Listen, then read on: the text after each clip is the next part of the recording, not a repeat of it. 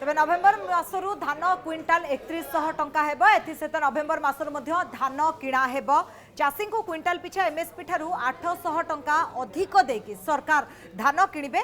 BJP नेता समीर दास press meet करके ए बाबदर सूचना देइछंती। बरगढ़ जिला सोहेलारू धान किणा आरंभ हेबो।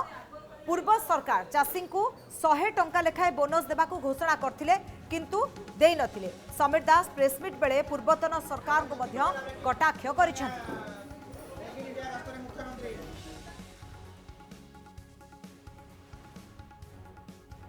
ओएसिस फर्टिलिटी व्यक्तिगत एवं विज्ञान भित्तिक चिकित्सा सहित आपणकर सुस्थ शिशु को 69% सफलता हार रे रखंतु।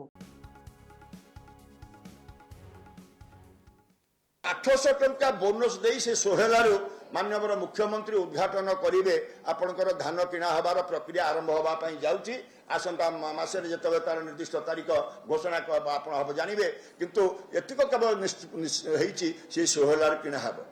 तो आपण माध्यम मुझे चाहे जो नॉन क्याडर सेक्रेटरी जहाँ स्टैंडिंग कमिटी कही आज से दुर्नीतिर गंतागर हो आज दिन में नॉन क्याडर सेक्रेटरी जो मैंने अच्छा काली सका जो मैंने धान किणवे जो मैंने ऑनलाइन करेबे आमर परामर्श रही सूचना रही तागिद ताकू से सठिक भाव में करंतु। धान किणवाई ए सरकार समस्त मुह जो मैंने छोट चाषी जो मैंने नाममात्र चाषी जो मैंने स्मॉल फार्मर से जो मैंने भूमि जो मैंने अच्छा भाग नहीं करुँच तो से प्रथम पर्याय प्रायोरिटी रे से ऑनलाइन करने सरकार व्यवस्था अच्छी।